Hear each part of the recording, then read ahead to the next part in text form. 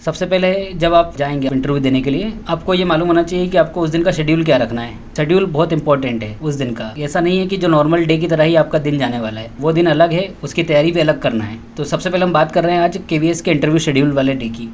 मैं मेरा बता रहा हूँ कि मैंने किस टाइप से प्रिपरेशन करी थी, और अगर आपको ठीक लगे तो आप उसमें से भी चीज़ें ले सकते हो, क्योंकि मुझे उस टाइम पे गाइड करने वाला कोई व्यक्ति नहीं था। मैंने बहुत सारे लोगों से गाइडेंस लिया था।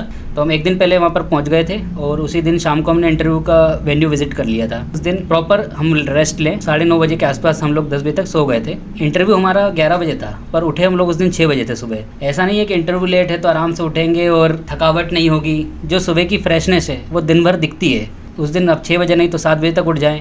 11 बजे का टाइमिंग हमको दिया था, लेकिन हम लोग 8 बजे ही पहुंच गए थे। फिर दूसरी चीज़ है डाइट। उस दिन क्या खाना रखना है कि अगर इंटरव्यू का टाइम 11 दिया और ये हो सकता है 2 बजे भी ले लें, तो नींद भी ना आए, इस चीज़ का भी ध्यान रखना है। तो इसलिए हमने क्या किया था कि उस दिन का हमारा डाइट ही पूरा अलग था। हम लोगों ने ड्राई फ्रूट्स और फ्रूट्स, सिर्फ इसके अलावा कुछ नहीं ले गए थे वहाँ पे। उसके बाद बायोडाटा आपसे मांगा जाएगा, ये आपको सबको मालूम है कि आपको एक पेपर पे लिख कर देना है ना। तो उसका फॉर्मेट ये आपके पास आ गया है या आने वाला है, ये चीज़ होगी।